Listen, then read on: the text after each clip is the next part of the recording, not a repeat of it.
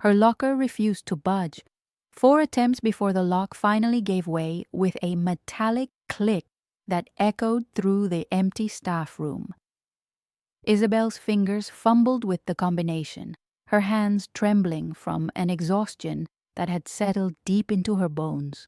St. Catherine's Hospital had been operating beyond capacity for the past 2 weeks, which meant mandatory overtime for everyone on staff. She needed the money desperately. With her landlord threatening eviction and her bank account showing numbers that made her want to cry, she yanked her worn denim jacket from its hook and caught a glimpse of herself in the small mirror attached to the inside of the door. Sunken eyes stared back at her, dark circles so pronounced they looked like bruises. When had she stopped recognizing her own reflection? She closed the locker quickly, not wanting to see any more. Her blonde hair hung limp around her face, pulled back in a ponytail that had been neat 13 hours ago, but now sat crooked and loose. The faded blue scrubs she wore hung on a frame that had lost too much weight too quickly. She had stopped buying groceries almost a month ago. It was easier to survive on whatever the hospital cafeteria was discarding at the end of her shifts, even easier to skip meals entirely when the alternative meant going back to that place she used to call home. Home. The word left a bitter taste in her mouth. That cramped apartment in Brooklyn wasn't home anymore. It was a prison, and Derek held all the keys. She grabbed her backpack and headed toward the exit, waving a tired goodbye to Christine at the front desk.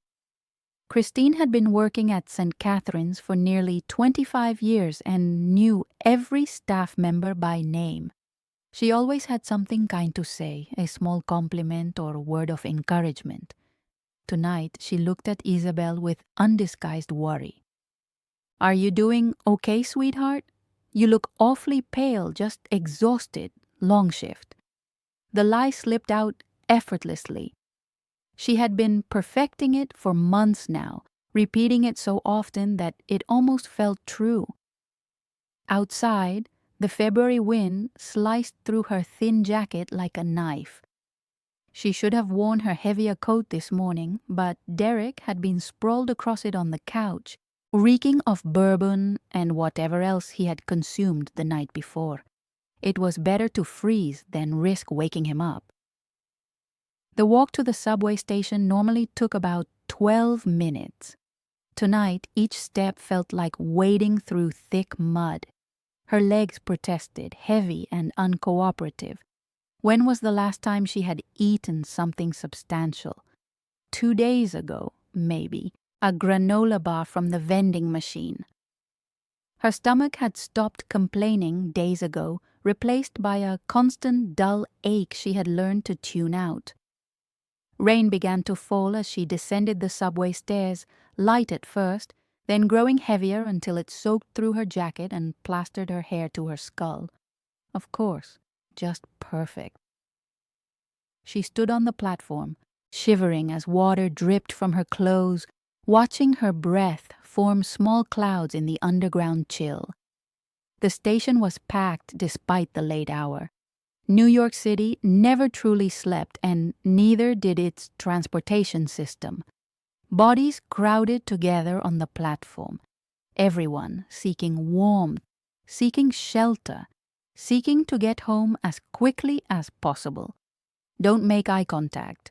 Don't draw attention. Just blend in and disappear. That was the unspoken rule of subway travel. Mind your own business and let everyone else mind theirs. A wave of dizziness hit her as the train screeched into the station. She grabbed the nearest support pole, steadying herself as passengers pushed forward in a surge. The noise was overwhelming suddenly. The screech of brakes, the shuffle of feet, the press of bodies all around her. Her vision began to gray at the edges, narrowing into a tunnel. Get on the train, Isabel. Just get on. Get back to the apartment. Lock yourself in the bathroom if you have to. Just survive one more night. She forced herself forward with the crowd, squeezing into the packed car. There were no available seats, not that she had expected any at this hour. She wrapped her hand around the overhead rail, gripping it tightly as the train jerked into motion. The swaying made everything infinitely worse. Her empty stomach rolled and twisted. Cold sweat broke out across her forehead, despite the chill that had seeped into her bones. She focused on her breathing, trying to remember the techniques they taught in nursing school for managing panic attacks. Breathe in for 4 counts, hold for 4, exhale for 4. But her body wasn't listening anymore. The counting scattered and dissolved. Her grip on the rail started to slip. She was going to faint. She recognized all the signs from her medical training, even as she experienced them firsthand. Tunnel vision closing in, overwhelming nausea, weakness spreading through her limbs like poison. Not here. Please, not in front of all these strangers. Not now. The train took a sharp curve faster than usual, or perhaps it was normal speed and she was the one spinning out of control. Her hand lost its grip entirely. Her knees gave out beneath her. She felt herself falling, bracing for the impact of hitting the dirty floor. But the impact never came. Strong arms caught her mid-fall, pulling her firmly against a broad chest. Her head came to rest against fabric that felt expensive, smooth and soft under her cheek. It smelled like sandalwood and something else, something distinctly masculine and completely unfamiliar. "I have got you." The voice was deep and steady, carrying the slightest hint of an accent she could not quite place through the fog that filled her head. She tried to speak, to apologize, to insist that she was fine and did not need anyone's help. But the words would not form. Her body had simply given up, pushed beyond its limits, and finally surrendering. Through half-closed eyes she saw him. Dark hair styled back from his face, sharp features that could have been carved from stone, eyes so intensely brown they appeared almost black in the fluorescent lighting of the subway car. He was studying her with a focus that should have felt intimidating, but somehow did not. He was tall, she realized dimly. Even with her vision blurred, she could tell he stood well over 6 feet, with broad shoulders filling out a perfectly tailored black coat over a charcoal suit. Everything about him screamed wealth and power. "Miss, can you hear me?" His hand moved to her face, fingers carefully checking her pulse at her neck. The touch was clinical, professional, practiced. She managed a weak nod, using every ounce of energy she had left. That was when his gaze dropped to her wrist. Her jacket sleeve had ridden up when he caught her, exposing the inside of her left arm. Exposing the bruises. His entire body went rigid. Those dark eyes locked onto the marks. 5 distinct impressions in shades of purple and yellow, clearly shaped like fingers, unmistakable in their origin. She watched recognition flash across his face, not confusion or idle curiosity. Recognition, like he had seen this exact thing before, like he knew precisely what those bruises meant and how they had gotten there. "Who did this to you?" His voice had changed completely, still quiet, still controlled, but there was steel underneath now. Something dangerous and barely restrained lurking just beneath the surface calm. She pulled weakly at her sleeve, desperately trying to cover the evidence of her shame. "I am fine. I am just clumsy. I fell at work. You fell." He did not believe her. The way he said it made abundantly clear that he knew she was lying.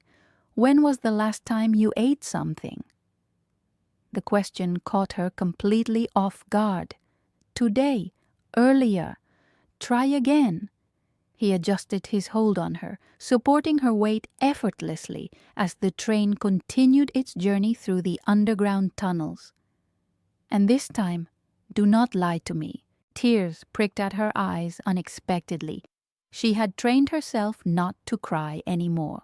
She had learned months ago that crying only made Derek angrier, only gave him more ammunition to use against her. But something about this stranger's directness, the complete lack of judgment in his tone, cracked something deep inside her chest. "Yesterday," she whispered. "Maybe the day before." He muttered something under his breath in another language.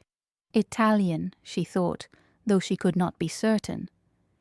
Then he spoke over her head to someone she could not see through her blurred vision. "Vincent, bring the car to the next station. We are getting off now." "Wait." She tried to push away from him, to stand on her own shaking legs. "I cannot. I do not even know who you are." "My name is Dante Moretti." He said it with absolute authority, like it should mean something significant to her. When she just stared at him blankly, something that might have been approval flickered briefly in those dark eyes. "And right now, what you need is food, water, and somewhere safe to recover. I can provide all three. I have to go home." Even saying the words made her stomach twist with dread and fear. "Do you want to go home?" The question hung in the air between them, simple and direct and completely impossible to answer honestly without revealing everything she had been hiding for so long. The train slowed as it approached the next station. Dante stood smoothly, lifting her like she weighed absolutely nothing at all, one arm secure under her knees and the other supporting her back. She should have protested more forcefully, should have demanded that he put her down immediately. Instead, she let her head rest against his shoulder, too exhausted to fight anymore. "This is kidnapping," she mumbled weakly. "This is helping." He stepped off the train onto the platform with confidence. There is a difference. A man appeared beside them almost instantly, tall and powerfully built with a face that suggested he had seen his share of violence. He wore a dark suit and an earpiece, moving with the kind of alertness she associated with bodyguards or security professionals. "The car is waiting, sir." His accent was thicker than Dante's, definitely Italian. "Excellent. Let us go." They moved through the station with purpose, Dante carrying her while Vincent cleared a path ahead. People stepped aside automatically, whether from Dante's commanding presence or Vincent's intimidating build, she could not tell. Probably both. The rain was coming down in sheets when they emerged onto the street. A sleek black sedan idled at the curb, windows tinted so dark she could not see inside at all. Vincent opened the rear door and Dante slid in smoothly, still holding her securely. "Wait." She tried one more time to protest as the door closed, sealing them inside the vehicle. "You cannot just take me. I do not know anything about you. Breathe." Dante settled her onto the leather seat beside him, his hand steady and reassuring on her shoulder. "You are safe. That is all that matters right now. Safe." When was the last time she had actually felt safe anywhere? The car pulled smoothly into traffic. She watched the city lights blur past through the window, her mind struggling to process what was happening. She should be terrified. This was every warning she had ever received about strangers and danger, and trusting the wrong person. But as Dante retrieved a bottle of water from somewhere and pressed it into her trembling hands, as he draped his warm coat over her shivering shoulders, as those dark eyes watched her with genuine concern rather than any hint of threat, she could not find the fear she knew she should feel.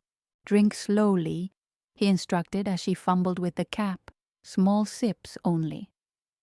The water was cold and perfect. She had not realized just how thirsty she was until the first swallow.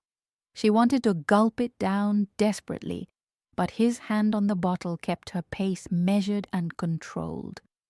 "Where are we going?" Her voice sounded stronger now, more alert. "To my residence. I have a physician on call who will examine you properly. I am a nurse. I do not need a doctor to tell me what is wrong. Nurses make the worst patients." There was almost a hint of warmth in his tone now. "You know this as well as I do." He was not wrong about that. She had watched enough nurses ignore their own symptoms while taking care of everyone else around them. The car turned onto Park Avenue, pulling up in front of a building that radiated wealth and exclusivity. Doormen in uniform, marble lobby visible through gleaming glass doors, the kind of address she could never afford in 10 lifetimes. She looked down at her damp scrubs, her worn sneakers, her bruised arms still partially visible. Then she looked at Dante in his expensive suit and confident demeanor. "I do not belong in a place like this. You are here because I brought you here. That means you belong." He opened the door and stepped out, extending his hand to help her. "Come, let us get you warm and fed."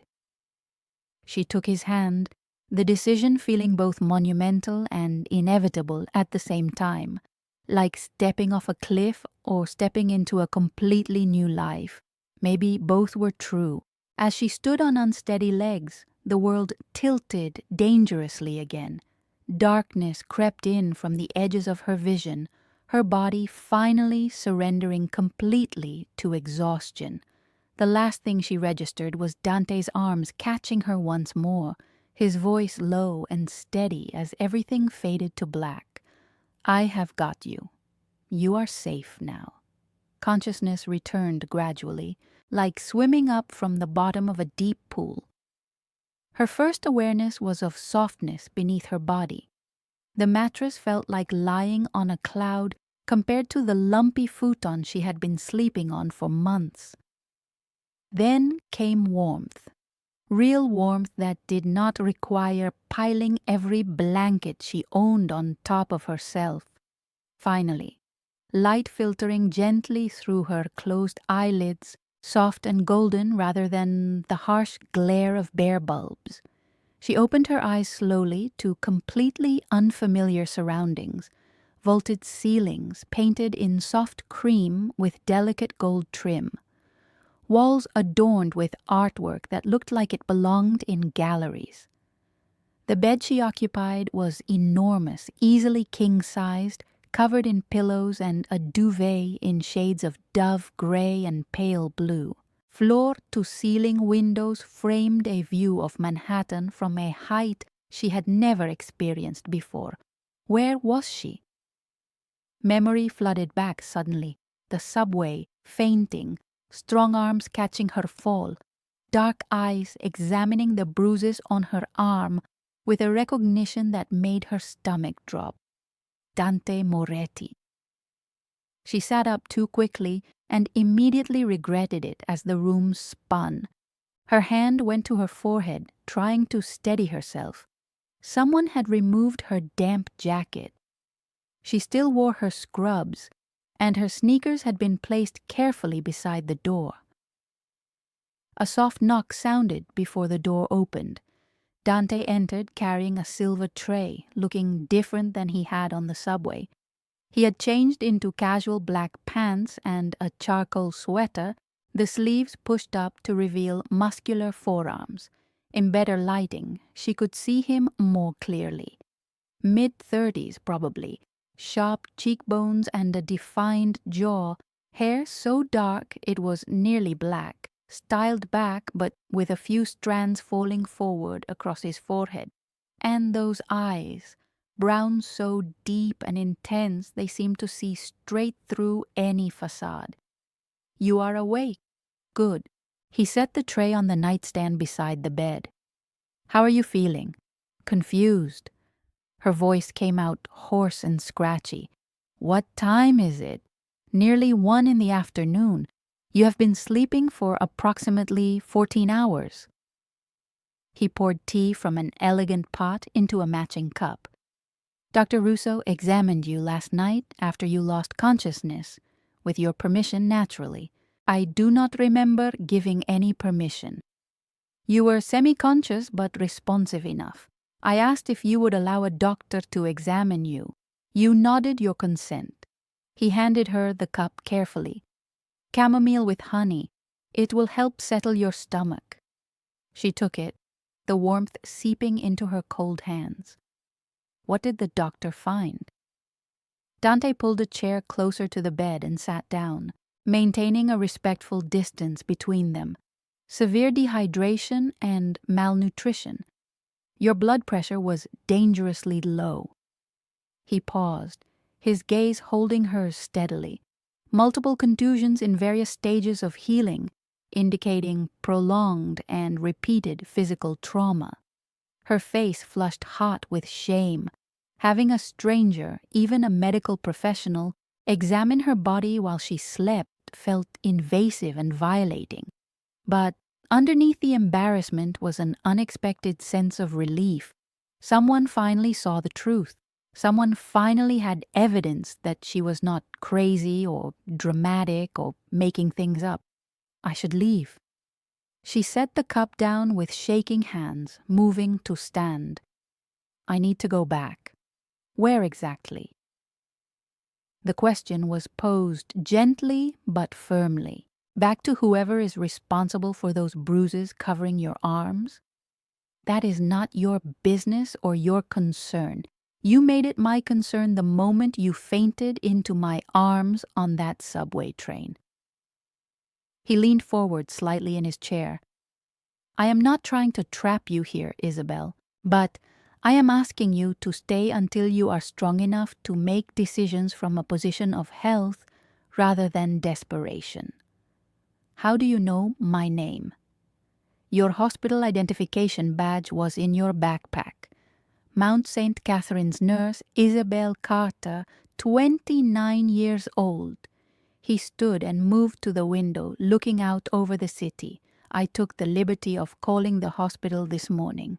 I informed them you were unwell and would not be available for your next scheduled shift. Your supervisor, Christine, seemed concerned but understanding. She should have felt angry at the presumption, at him making decisions without consulting her first. Instead, she felt a weight lift from her shoulders. Someone had handled the practical details she had not had the energy to think about. Why are you doing any of this for me? The question came out barely above a whisper. Dante turned back to face her, and something in his expression shifted, became raw and vulnerable in a way that made her chest tighten. When I was 13 years old, my mother was murdered by her boyfriend. He beat her regularly for years before that night. She hid it from everyone in our family, including me, until the evening. He finally went too far. His jaw tightened visibly. I recognize all the signs, Isabel. The dramatic weight loss, the constant fear, the bruises in places that are usually covered by clothing. I could not save my mother, but I can make absolutely certain that you have the choice she never got, a safe place to recover and decide what comes next. The raw honesty in his words cracked something deep inside her chest. This was not pity. This was understanding born from lived trauma and loss. Just for today, she whispered finally. I will stay just for today. That is all I'm asking from you. He gestured to the tray. Eat something, rest. We can talk more later if you want to. He left quietly, closing the door with care behind him. She stared at the tray he had brought. Toast with butter and jam. Fresh fruit that looked like it had been hand-selected. The tea still steaming gently in its delicate cup. Simple food, but more than she had seen in weeks. She ate slowly, her shrunken stomach protesting even these small amounts. The bread was fresh and soft, probably from some expensive bakery she could never afford. The strawberries were perfectly sweet and ripe. Each bite felt like absolute luxury. A gentle knock came as she finished eating. The door opened to reveal an older woman with silver-streaked dark hair pulled into an elegant bun. She wore simple but well-made clothing and moved with the kind of quiet competence that came from years of experience. "Miss Isabel, I am Rosa. I manage Mr. Moretti's household." Her accent was Italian but softer and more melodic than his. "I have brought you some fresh clothing. Your scrubs were still damp from last night's rain." She placed a neatly folded stack on the dresser, soft leggings in charcoal gray, a cream-colored sweater that looked incredibly comfortable, fresh undergarments still sealed in their packaging. "The bathroom is through that door there. You will find towels and everything you might need. Take all the time you require." She smiled warmly before adding, "I will prepare a proper lunch for when you are ready. Thank you so much." The words felt completely inadequate for everything she was receiving. After Rosa left, she made her way to the bathroom on unsteady legs. It was larger than her entire bedroom back at the apartment. Marble surfaces everywhere, a shower with multiple heads and controls, a soaking tub that could easily fit 3 people, towels so plush and thick they felt like wrapping yourself in clouds. She showered for a long time, letting the hot water wash away days of accumulated grime and bone-deep exhaustion. The soap smelled like lavender and something citrus. The shampoo left her hair feeling cleaner than it had in weeks. She stood under the spray until her fingers pruned, then dried off with those impossibly soft towels. The clothing Rosa had brought fit perfectly. The sweater was cashmere, softer than anything she had ever owned. She caught her reflection in the full-length mirror, still too thin, with visible collarbones and hollow cheeks, still showing clear signs of exhaustion with dark circles under her eyes, but cleaner somehow, less haunted maybe. She found her way downstairs by following the sound of movement and the smell of something delicious cooking. The penthouse opened into an enormous living area with floor-to-ceiling windows overlooking Central Park, furniture in rich earth tones, original artwork on the walls that was probably worth more than she would earn in her entire lifetime. Everything was tasteful and elegant without being cold or unwelcoming. Dante stood near the windows, phone pressed to his ear, speaking in rapid Italian. He noticed her immediately and wrapped up his conversation quickly, switching to English to say he would call back later. "You look better, more rested." He gestured toward the dining area. "Rosa has prepared minestrone. I hope that is acceptable. It smells amazing." They sat at a dining table that could have seated 12 people comfortably. Rosa served soup in beautiful ceramic bowls, along with crusty bread that was still warm from the oven. Then she disappeared with the same quiet efficiency she had shown earlier. Isabel ate slowly, savoring each spoonful. Rich vegetables and beans in a perfectly seasoned tomato broth that tasted like it had been simmering for hours. "This is incredible," she said after several bites. "Rosa has been with my family for nearly 25 years. She absolutely refuses to share her recipes with anyone." A small smile touched his lips briefly, "even with me." They fell into conversation more naturally than she would have expected. He asked about her work at the hospital, and she found herself talking about nursing, about why she had chosen this career path, about the deep satisfaction that came from helping people during their most vulnerable and frightening moments. "You light up when you talk about your work," he observed quietly. "That is rare.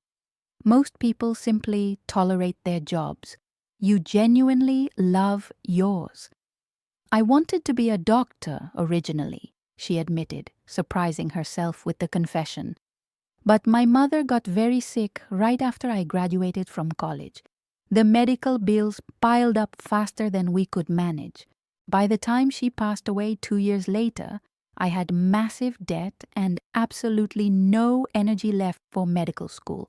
Nursing felt like a compromise I could actually live with. Do you regret that choice? She considered the question carefully. No, not really. Doctors save lives, which is obviously important. But nurses are there holding hands through the fear and the pain and the small victories nobody else sees. There is real value in that kind of presence. Dante nodded thoughtfully, like he truly understood what she meant. They talked about books next, discovering an unexpected, shared love for mystery novels and psychological thrillers. Then movies, where they disagreed completely on what constituted good cinema. He preferred action films and intense thrillers with complex plots. She loved quiet, character-driven dramas. You just enjoy watching things explode for 2 hours straight, she accused him, feeling surprisingly comfortable teasing this intimidating stranger. And you enjoy watching people have extremely long conversations about their feelings, while absolutely nothing happens. At least my films have actual substance and meaning. Mine have entertainment value and excitement.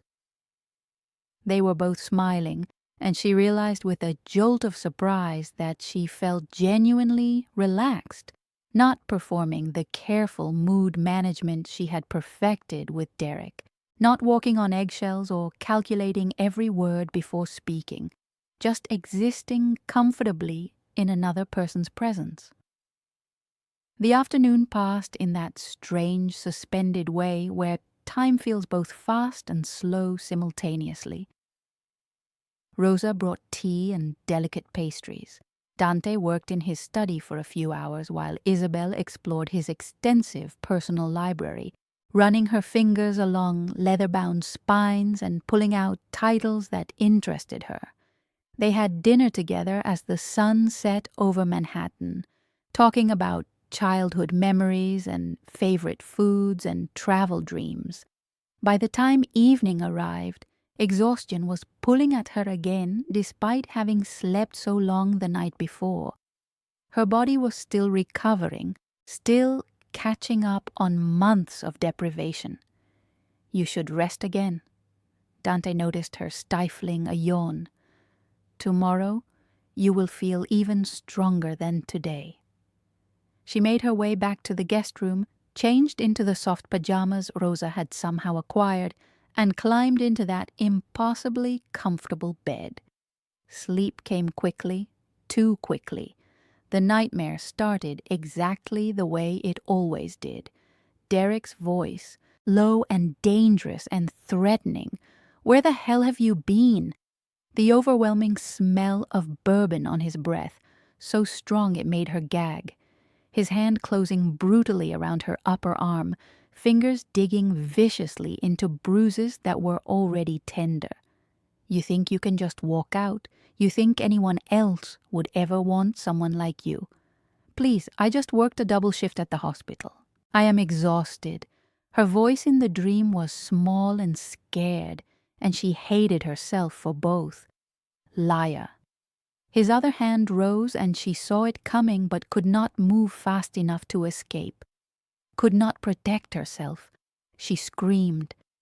The sound tore from her throat violently, ripping her from the nightmare into darkness and disorientation.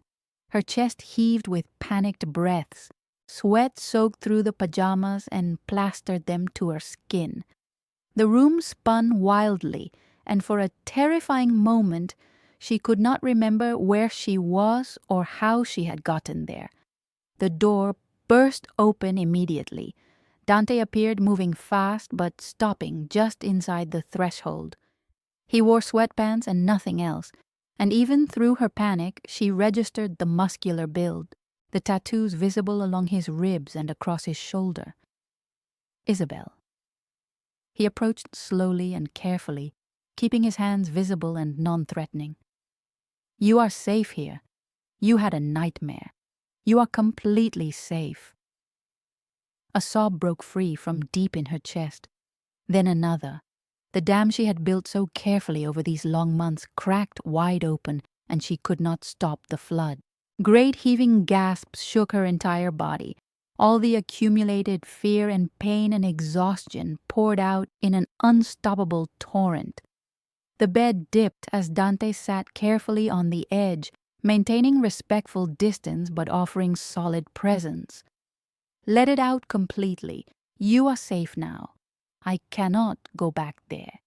The words tumbled out between wrenching sobs. I cannot go back to him. He will kill me eventually. I know he will, but I have nowhere else to go. No family left, no money saved. I am completely trapped, and I am so tired of being afraid every single day. Then do not go back. His voice was steady, an anchor in the storm. Stay here. Recover properly. Figure out your next steps from a position of strength instead of desperation. You do not understand what he is like. Derek gets so much worse when he has been drinking, and he has been drinking more and more lately. Last week he threw a glass directly at my head, missed by maybe 2 inches. She wiped at her tears with shaking hands. I thought about calling the police so many times, but he is charming and persuasive. He would convince them I was being overdramatic, and then I would have to go home and he would make me pay for embarrassing him in front of others. Dante's hands curled into tight fists where they rested on his thighs, knuckles going white. What is his full name? Why do you need to know that? Because I am going to make absolutely certain he never touches you again. The quiet certainty in his voice sent a shiver down her spine. This was the man Vincent called Sir with such deference. The man people instinctively made space for without being asked. Whatever Dante Moretti did for a living, violence was not foreign to him. Just having somewhere safe to stay is more than enough, she said quietly. I do not need you to do anything else. You are not going back there, Isabel. Not tonight. Not tomorrow. Not until you choose to go, if that day ever comes. He stood from the bed. Try to sleep again. I will be right across the hall if you need absolutely anything. He moved toward the door, and something inside her panicked at the thought of being alone with the nightmare residue still clinging to her skin. Could you possibly? She stopped, embarrassed. Never mind. It is stupid. He turned back immediately. What do you need? Tell me. Could you just sit here for a few minutes? I know it sounds ridiculous, but I really do not want to be alone right now. It is not ridiculous at all. He returned to the chair near the bed, settling in comfortably. Sleep. I will stay as long as you need. She lay back down slowly, pulling the soft duvet up to her chin, and the last thing she remembered before exhaustion finally claimed her again was his solid presence keeping watch in the darkness, making her feel safer than she had in longer than she could possibly remember. 4 weeks passed in a rhythm she had never experienced before in her entire life. Days blurred together in the best possible way, each one bringing small moments of healing she had not known she desperately needed. Dante's estate outside the city became her sanctuary, not the penthouse where she had first woken up, but a sprawling property about 50 minutes north of Manhattan. Ancient trees surrounded the property on all sides, creating absolute privacy and profound peace. The house itself was stunning but lived in, with enormous windows that let natural light flood every room and spaces that felt warm rather than merely expensive. On day 7, she had called St. Catherine's Hospital, not to resign, but to arrange a modified part-time schedule that would allow her to continue working while recovering. Christine, her supervisor, had been understanding in that particular way that only nurses who had witnessed everything could be. "Take care of yourself first, sweetheart," she had said with genuine concern. "We need you healthy and whole, not burned out and broken." Dante insisted on having Vincent drive her to and from every single shift. At first she had wanted to protest, to tell him she was perfectly capable of taking the subway like she had done for years. But the words never quite formed, because the truth was that having someone ensure her safe passage lifted a weight she had not realized she was carrying. For the first time in many months, she did not spend her commute constantly looking over her shoulder or jumping at every unexpected sound or movement. So she accepted the help gracefully, simply said thank you with genuine appreciation, and climbed into the car each Monday and Wednesday morning. Work felt completely different now. She moved through her shifts with energy and focus she had forgotten she possessed. Patients noticed the change immediately. Coworkers commented on it. Even Dr. Patterson, who barely remembered anyone's name on a good day, stopped her in the corridor to say she looked much better. "Whatever you are doing, keep it up," he had said, before rushing off to his next emergency. What she was doing was eating 3 proper meals every single day, sleeping in a bed that felt like floating on air, living without the constant fear that tightened her chest every time she heard footsteps approaching behind her. The evenings became her absolute favorite time. Dante usually worked from his home office, taking business calls and video conferences while she read or wandered the extensive grounds. But once 6 o'clock arrived, his work phone went silent and the time belonged to them. They cooked together most nights, not elaborate fancy meals, but simple comfort food that required collaboration and conversation. He taught her how to make proper risotto, standing close behind her to demonstrate the exact stirring motion needed to achieve the perfect creamy consistency. She introduced him to her grandmother's famous pot roast recipe, the one thing she could prepare perfectly from memory alone. "This is genuinely excellent," he had said after his first bite, surprise and pleasure evident in his expression. "Do not sound so shocked about it. Nurses can cook perfectly well, you know. I am shocked that you have been holding back this particular skill. We could have been eating pot roast for weeks now." They watched classic films on the large screen in the media room. Dante favored Italian cinema, black and white masterpieces from the 1950s and 60s that required reading subtitles.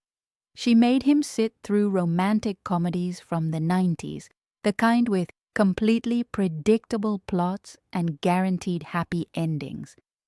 "This is genuinely painful to watch," he had muttered during one particularly cheesy romantic moment. "Shh. This is the important part where they realize they love each other. They have known each other for exactly 3 days. How could this possibly be real love? It is a movie. You need to suspend your disbelief and just enjoy it." But he stayed through the entire film, watching until the inevitable kiss and the guaranteed happily ever after. And when she glanced over at him, his expression was considerably softer than his dismissive words suggested. Mostly they just talked about absolutely everything and nothing at all. Their conversation stretched late into the night, covering topics that ranged from deeply profound to completely ridiculous. He told her about growing up in Sicily before his family relocated to New York when he was 16 years old. about learning to navigate American high schools while barely speaking functional English, about his mother's brutal death and how it had fundamentally shaped every single decision he had made since that terrible night. She shared pieces of herself she usually kept carefully hidden from everyone. Her mother's long devastating illness and how watching her slowly fade had felt like losing her thousands of times before she actually died. The complicated relief mixed with crushing guilt when the end finally came. The massive debt that had completely buried her dreams of medical school but somehow led her to nursing, which turned out to be exactly where she truly belonged. "Do you think things happen for specific reasons?" she asked one rainy night, curled into the corner of the sofa while rain drummed steadily against the windows. Dante considered the question carefully from his seat across from her. "I think we create meaning from what happens to us. The universe itself is essentially chaos. We are the ones who construct patterns and find purpose.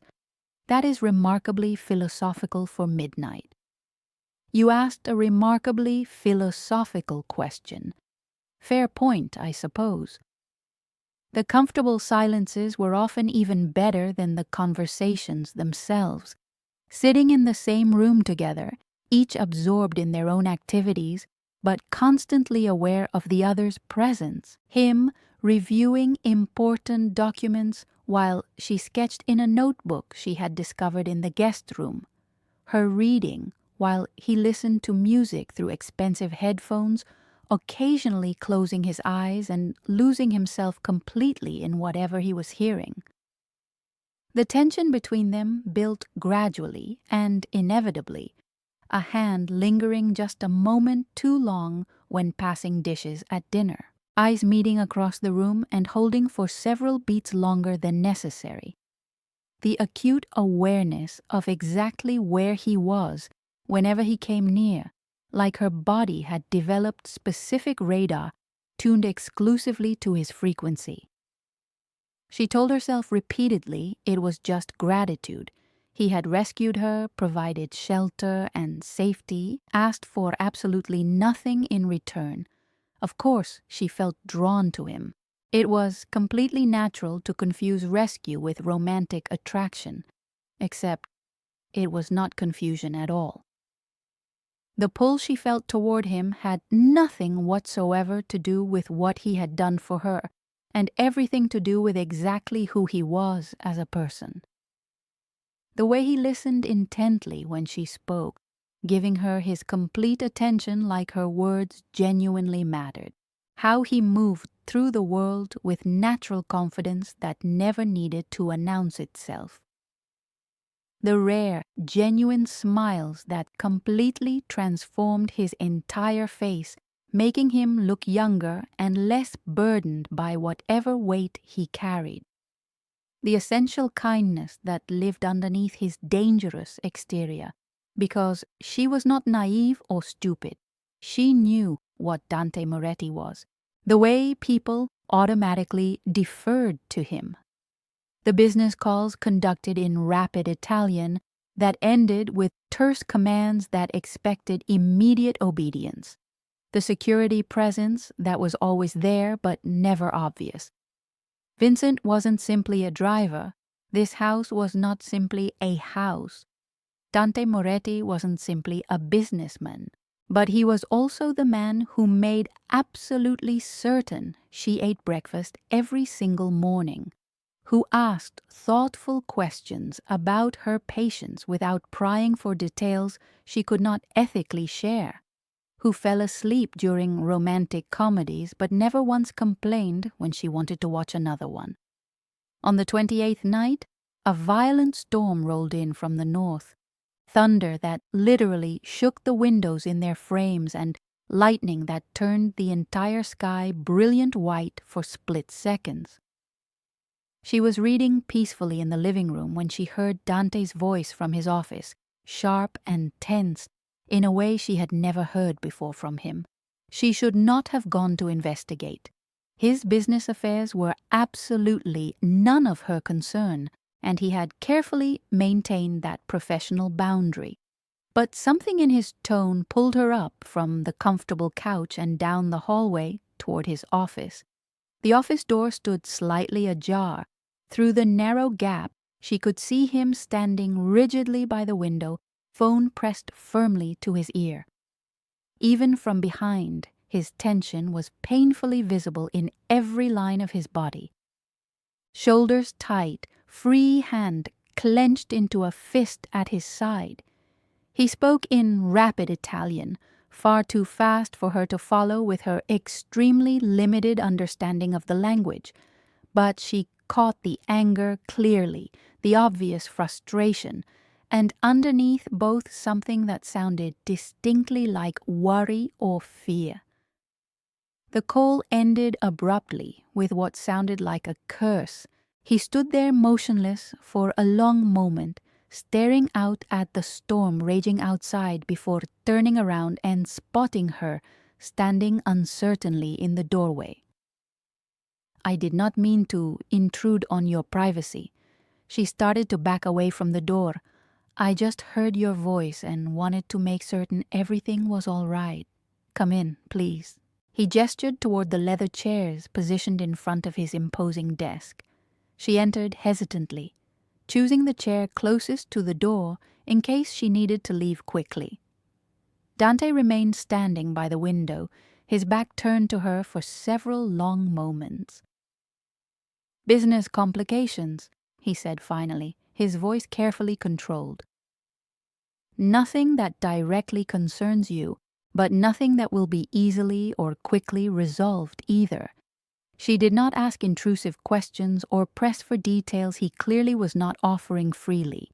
Instead, she simply sat there quietly, present and available if he needed her. Several minutes passed in heavy silence. The quiet was not uncomfortable, just patient and waiting. Finally, Dante moved away from the window and sank heavily into the chair directly beside hers, rather than behind his desk in the position of power. Close enough that their arms nearly touched, close enough that she could feel the warmth radiating from his body. "Thank you," he said quietly, his voice rough with emotion. "For what exactly?" "I have not done anything at all. For being here right now. For not asking complicated questions or trying to fix things you cannot control." He turned his head to face her directly. "For just staying when you could have walked away weeks ago." Her hand moved before she consciously decided to reach out, crossing the small space between them to rest gently on top of his. His fingers were warm, slightly rough at the tips from whatever work he did. They closed around hers immediately, holding on like she was physically anchoring him to something solid. "Whatever it is that is troubling you, you will handle it successfully," I said with quiet confidence. "You are exceptionally good at that, at handling difficult situations." "What makes you so certain of that?" "Because you handled me when I was a complete mess, and I was definitely not easy to deal with. That takes considerable skill and patience." A small smile touched the corners of his lips briefly. "You are terrified and severely malnourished. That is not difficult to manage. That is simply tragic and heartbreaking. Still, you knew exactly what I needed before I did. That absolutely takes real skill." His thumb began tracing slow circles on the back of her hand, sending pleasant warmth up her arm and spreading through her chest. "Isabel." He stopped mid-sentence, whatever he was about to say hanging heavily in the air between them, as tangible as the storm raging outside the window. She leaned closer, just an inch or maybe less, testing the waters, offering an invitation. Dante's free hand came up slowly to cup her face, his palm warm and gentle against her cheek. His dark eyes searched hers intently, asking a silent question that she answered by closing the remaining distance between them completely. The kiss was soft and careful at first. His lips moved against hers with a gentleness that made her chest physically ache. Nothing rushed or demanding or aggressive, just pure connection between two people who had found each other in the darkness. When they finally broke apart, his forehead rested against hers, both of them breathing slightly harder. I should not want this so much.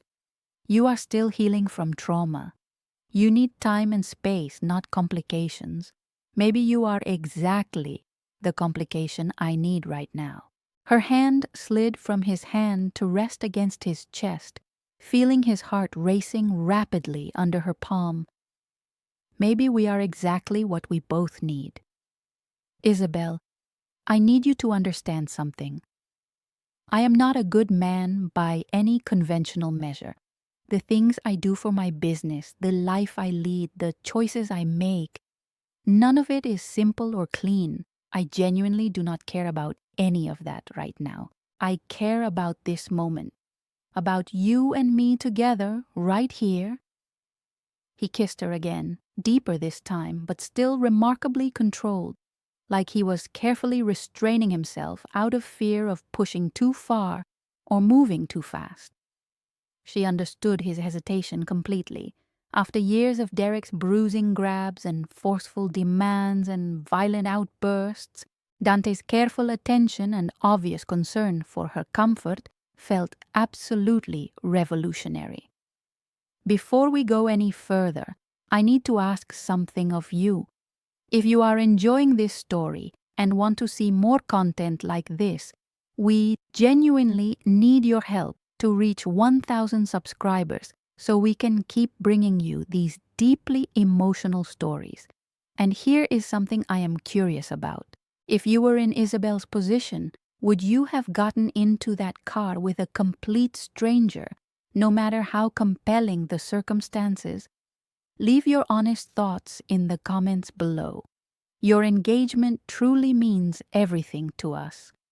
They moved upstairs together slowly, his hand never leaving hers for even a moment. Her heart pounded rapidly as they entered his bedroom, significantly larger than the guest room, but decorated with the same impeccable taste. The enormous bed dominated the space, and she felt a flutter of nervousness mixed with genuine anticipation. Dante stopped at the foot of the bed, turning to face her with complete seriousness. We can stop at any point. Just say the word and we stop immediately. No questions, no pressure, no judgment. I know that. I trust you completely. I need you to truly understand that you are safe, always completely safe with me, no matter what. The absolute earnestness in his voice, the obvious and genuine concern for her comfort and well-being, made her fall even deeper for him. I know, she repeated with conviction. I trust you more than I have trusted anyone in years. What followed was tender in ways she had not known physical intimacy could possibly be. Dante paid meticulous attention to every single reaction, every breath, every subtle signal her body gave him. When she tensed even slightly, he immediately slowed or stopped. When she relaxed into his touch, he continued with gentle confidence. His hands were careful but assured, learning exactly what she enjoyed through patient and observant trial. Afterward, lying wrapped in his strong arms with her head resting on his chest, she felt complete mental silence for the first time in years. No anxious spiraling thoughts about saying the wrong thing, no constant calculations about how to keep the peace and avoid triggering anger, just quiet, profound contentment. You are thinking about something, Dante murmured softly, his fingers tracing lazy patterns on her bare shoulder. Just that I feel genuinely happy right now. Is that actually allowed? More than allowed. Actively required, in fact. I have very strict household policies about happiness. She smiled against his warm skin. Strict policies? That sounds extremely characteristic of you. I am simply a man who deeply appreciates order and structure. Control freak is the more accurate term. Highly organized is the phrase I would choose. There is a meaningful difference. They lay there together as the storm gradually passed, replaced by the gentler sound of steady rain against the windows. Eventually, sleep pulled at her consciousness, and she drifted off feeling safer and more content than she ever had in her entire life. Morning arrived softly and gently. Sunlight filtered through curtains she did not remember anyone closing. Dante's side of the bed was empty, but she could hear sound drifting up from somewhere downstairs. She found one of his t-shirts draped carefully over a nearby chair and pulled it on before padding downstairs barefoot. The kitchen smelled incredible, like fresh coffee and something sweet baking. Dante stood at the stove, spatula in one hand, wearing dark sweatpants and nothing else. Classical music played softly from a speaker on the marble counter. "You cook breakfast, too." She leaned against the doorframe, watching him work with obvious competence. He glanced back, and the look in his eyes when he saw her wearing his shirt made pleasant warmth pool low in her stomach. "I cook many different things, quite well. You have only experienced a small fraction of my various skills. Humble, too. Always exceptionally humble." He plated what turned out to be perfect Belgian waffles, adding fresh berries and a light dusting of powdered sugar before drizzling them with real maple syrup. "Sit down and eat while they are hot." They ate together at the small breakfast table tucked into the sunny nook, knees touching comfortably under the table surface.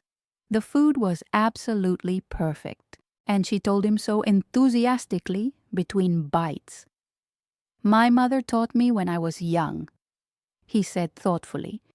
She firmly believed that everyone should know how to cook properly regardless of gender. She said it was an essential survival skill. She was clearly a very smart woman. She truly was. His expression turned contemplative and slightly sad. "She would have genuinely liked you very much. You have that same stubborn independence she had, that same inner strength." After breakfast, they moved to the comfortable couch with fresh coffee steaming in delicate cups. The morning stretched ahead with absolutely no obligations or schedules to keep. Dante pulled her gently against his side, and she settled in naturally, feeling completely at ease. "We should probably talk about this seriously," he said, after a comfortable silence. "About what last night means for us going forward." "Does it necessarily have to mean something specific right now? It means I care about you far more than I probably should." He set down his coffee carefully and turned to face her fully, his expression serious. "Isabel, I am falling for you. Have been since the moment you fainted into my arms on that subway, looking simultaneously terrified and defiant. My heart stuttered in my chest. Dante, you really do not have to say anything you are not ready to say. I need you to know where I stand and what I feel." He took both her hands in his. "But you should also understand what being with me actually means in practical terms. My business is not always strictly legal. I have dangerous enemies. People who would absolutely use you to get to me if they knew how much you mattered. I assumed as much about your business from the beginning. Assuming something and truly accepting it are completely different things." She thought carefully about what he was saying, about the reality of being involved with someone whose life existed in complicated shades of gray rather than simple black and white, about the potential danger and complexity and moral ambiguity that came with that choice. Then she thought about how he made her feel genuinely safe for the first time in years. how he had seen her and valued her, how he listened carefully and laughed freely and showed her consistent kindness she had forgotten could exist. "I see you clearly," she said finally with conviction. "Not just what you do for work, but who you genuinely are as a person. The man who takes care of people who need help, who feels deeply even when you try hard to hide it, who makes perfect waffles because your mother taught you." I squeezed his hands. "That is the person I'm falling for. Everything else is just context." Dante pulled her into a kiss that tasted like coffee and unspoken promises. When they broke apart, he rested his forehead against hers tenderly. "We will figure everything out together," he said quietly but firmly. Together, she agreed without hesitation. And in that perfect moment, sitting in the warm morning sunlight with this complicated, dangerous, unexpectedly tender man, she believed it completely and absolutely. Whatever challenges came next, they would face them standing side by side. The phone call came during breakfast on a Tuesday morning several weeks later. Dante's phone buzzed insistently against the kitchen table, and she watched his relaxed expression shift to carefully guarded in mere seconds. He answered in clipped Italian, his voice taking on that professional tone as he stepped away toward the windows for privacy. She focused intently on her coffee, giving him space while trying not to obviously eavesdrop on a conversation she could not understand anyway. Not that she could comprehend much. Her Italian remained limited to basic restaurant menu items and simple pleasantries, nowhere near conversational fluency. When he returned to the table, his jaw was noticeably tight with tension. He sat down across from her heavily, both hands wrapped around his own coffee cup, like he needed something solid to anchor himself. "That was Vincent," he said carefully, choosing his words. "He has been discreetly keeping watch on your previous situation, making absolutely certain there are no dangerous complications developing." Her stomach dropped instantly. "Derek. He has been asking pointed questions at St. Catherine's. Showed up 3 separate times last week specifically looking for you. Christine told him you were on extended medical leave and she had absolutely no other information to provide." Dante's dark eyes held hers steadily. He is becoming increasingly persistent and more aggressive in his inquiries. She set down her cup with shaking hands before she could spill it everywhere. 5 weeks of genuine peace, and she had foolishly let herself believe maybe Derek had simply given up and moved on to some other target. Deep down, she had always known better than that. What exactly did he say to Christine? That you had stolen money and valuable items from him? That he needed to find you urgently to press criminal charges? Dante's voice remained calm, but she heard the barely controlled anger simmering underneath. Christine did not believe a single word. She told him to contact the police directly if he had any legitimate complaint. He left, but Vincent's sources indicate he has been systematically watching the hospital entrance during shift changes. He is actively looking for me. It was not a question, but a statement of fact. Yes, he is. She stood abruptly, pacing to the window on unsteady legs. The beautiful garden stretched out before her, peaceful and green, a stark contrast to the anxiety clawing violently up her throat. I knew he would never just let me go. Men like Derek view people as property they own. You do not get to leave until they decide you are no longer useful to them. Dante came to stand beside her, close but deliberately not touching. "I have a concrete proposal, something practical that might genuinely help your situation." I am listening. Tell me. Let me connect you with lawyers. Exceptionally good ones who specialize specifically in protective orders and domestic violence cases. They can file for a restraining order on your behalf, legal documentation that Derek is required to stay away from you. That only works if he actually respects legal boundaries. Most of the time, these men do not. You are absolutely right. He turned to face her directly, which is why I will also make it abundantly clear to him that if he comes anywhere near you, he will have far worse problems than legal consequences to worry about. Dante, I cannot ask you to threaten people on my behalf. You are not asking anything. I am offering because I refuse to stand by and watch someone terrorize you. His expression was fierce. You deserve to feel safe. You deserve to live without constant fear. Let me help make that possible. She thought about it seriously, about finally having legal protection in place, about Derek potentially facing real consequences for his actions, about being able to move forward with her life instead of constantly looking over her shoulder in terror. Okay, she said quietly, let us do it. The lawyers Dante connected her with were intimidatingly competent. They met at the estate 3 days later, a man and woman team who specialized exclusively in domestic violence cases.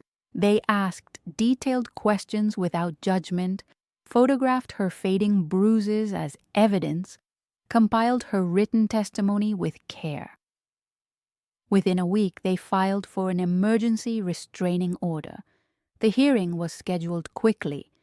Isabel had to attend in person to testify. Dante insisted on accompanying her, along with Vincent, who remained vigilant nearby.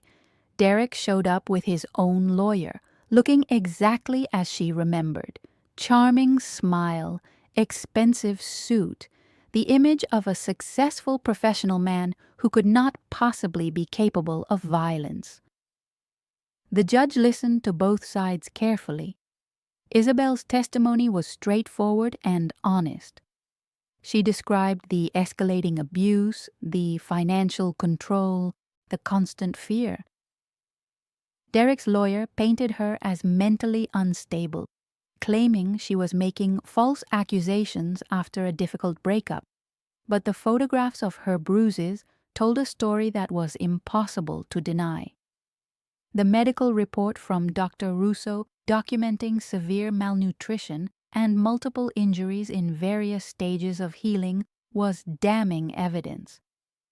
The judge granted the restraining order. Derek was legally required to stay at least 500 feet away from her at all times. Any violation would result in immediate arrest. Outside the courthouse, Derek caught her eye briefly. The look he gave her was pure hatred and barely contained rage. This is not over, his expression clearly said. Vincent moved immediately closer. Dante's hand found hers, solid and reassuring. It is over, Dante said quietly, but with absolute authority. And if he is stupid enough not to understand that, he will learn very quickly. 2 weeks later, Derek violated the restraining order. He showed up at St. Catherine's during one of her shifts, demanding to see her. Security called the police immediately. He was arrested right there in the hospital lobby. Dante had investigators compile evidence of Derek's other activities: financial fraud at his company, tax evasion. Other women who had experienced his abuse but had been too afraid to come forward. Within a month, Derek was facing multiple felony charges that had absolutely nothing to do with Isabel. The federal investigation discovered systematic fraud that would put him in prison for years. It is handled, Dante told her one evening as they sat together watching the sunset. He will be in prison for a minimum of 7 years, possibly longer. He cannot hurt you anymore. She should have felt triumphant or vindicated. Instead, She just felt profound relief.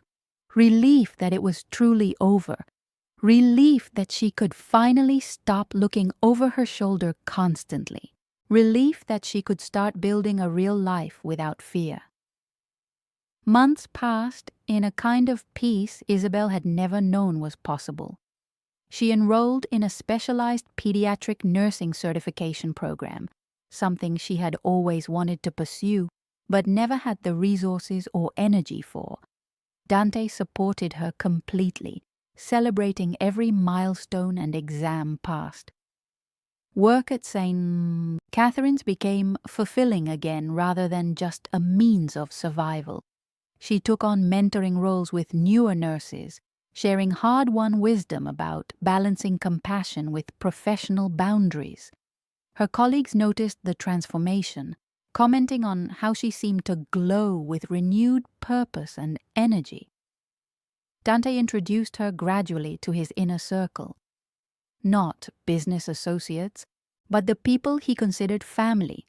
Marco, who ran security operations and had a surprisingly gentle sense of humor. Elena, who managed legitimate business interests and became a fast friend. Dr. Russo and his wife Sofia, who welcomed her warmly into their home for dinner parties. These people knew what Dante was, what he did, but they also knew who he was beneath the dangerous exterior, and they accepted Isabel without hesitation, recognizing that she made him happier than they had seen him in years. On a warm evening in early autumn, Dante took her back to the estate gardens. He had been acting slightly nervous all day, which was unusual for someone normally so composed and controlled. They walked through paths lined with late-blooming roses as the sun set in brilliant shades of orange and pink. "Isabel," he said, stopping beside a marble fountain, "there is something I need to ask you." She turned to face him, her heart beginning to race at the seriousness in his tone. "When you fainted into my arms on that subway train, I had no idea my entire life was about to change completely." He took both her hands in his. "You were this terrified, defiant, extraordinary woman who needed help. I thought I was just offering temporary shelter, just a safe place to recover.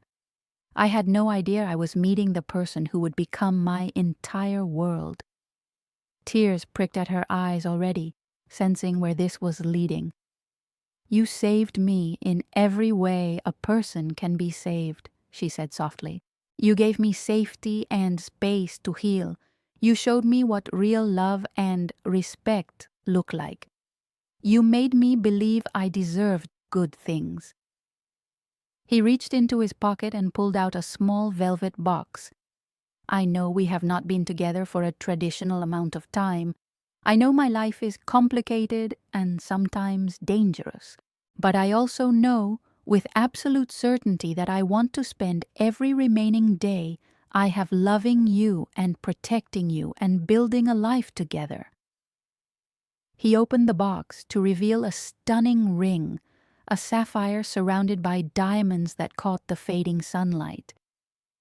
"Isabel Carter, will you marry me?" "Yes."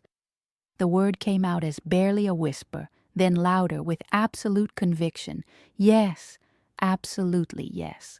He slid the ring onto her finger and pulled her into a kiss that tasted like tears and laughter and promises of forever. When they broke apart, both were smiling so widely their faces hurt. "I love you," she said, the words feeling simultaneously enormous and simple. "I love you more than I knew it was possible to love anyone." "I love you," he replied, resting his forehead against hers. "Thank you for trusting me. Thank you for staying. Thank you for becoming my family." They were married 3 months later in a small, intimate ceremony at the estate. Just close friends and chosen family in attendance. Rosa cried happy tears throughout the entire ceremony. Vincent stood as best man, looking uncomfortable in a tuxedo, but beaming with genuine happiness. Christine from the hospital came, along with several other nurses who had supported Isabel through her darkest times. Elena stood as maid of honor, joking afterward that she had known from the beginning they were perfect for each other. The ceremony was simple but meaningful. They wrote their own vows, promising honesty and partnership and unwavering support through whatever challenges life brought. When the officiant pronounced them married, Dante kissed her like she was the most precious thing in his entire world. The reception was joyful and relaxed. Good food, better wine, dancing under string lights as the stars came out. Isabel looked around at the people celebrating with them. This chosen family they had built together, and felt overwhelmed with gratitude. They honeymooned in Sicily, where Dante showed her the small coastal village where he had been born. They visited his mother's grave together, and Isabel left flowers while Dante spoke quietly in Italian, introducing his new wife to the mother he had lost so long ago. They explored ancient ruins and swam in crystalline water and ate food prepared by distant relatives who welcomed Isabel like she had always belonged. 1 year after that fateful night on the subway, they returned to the station where they had first met. It had become a tradition, a way of honoring how their story began. They stood on the platform together watching trains come and go, remembering that moment when everything changed. "Do you ever regret getting into that car with a complete stranger?" Dante asked, his arm around her waist. "Not for a single second," she replied honestly. "Best decision I ever made, even though it was terrifying at the time, even though you had no idea who I was or whether you could trust me. I think some part of me recognized that you were different, that you saw me as a person worth saving when I had stopped believing that about myself." He pulled her closer. "You saved yourself, Isabel. I just provided the space for you to do it." They saved each other, really. Two people who had both been shaped by violence and loss, who had found each other in the most unlikely of circumstances and built something beautiful together. Back at the estate that evening, Isabel had something important to tell him. They sat together in the library, her favorite room in the house, surrounded by books and soft lamplight. "I have some news," she said, nervous excitement bubbling in her chest. Dante looked up from the document he had been reviewing, giving her his complete attention immediately. "What is it?" "I went to the doctor yesterday for a routine checkup." She took his hand and placed it over her still flat stomach. "We are going to have a baby." His expression went through several rapid changes. Shock, then wonder, then pure unadulterated joy. "A baby. We are having a baby." "We are having a baby," she confirmed, laughing at his rare display of unguarded emotion. He pulled her into his arms, holding her carefully like she was made of something infinitely precious and fragile. "This is the best news, the absolute best. I am going to be a father." "You are going to be an amazing father," she said with complete confidence. "Our child is so lucky to have you. Our child is lucky to have both of us." He pulled back to look at her, his eyes suspiciously bright. "Thank you for trusting me with this, for building this life with me, for everything." They sat together in comfortable silence, both processing the magnitude of this new chapter beginning, from terrified strangers on a subway platform to married partners expecting their first child. The journey had been unexpected and sometimes difficult, but it had led them exactly where they needed to be, together. So that is our story. From a chance encounter on a subway train to building a life and family together. Sometimes the darkest moments lead us to the brightest futures. Sometimes the scariest decisions turn out to be the best ones. Sometimes falling into a stranger's arms is exactly what saves you.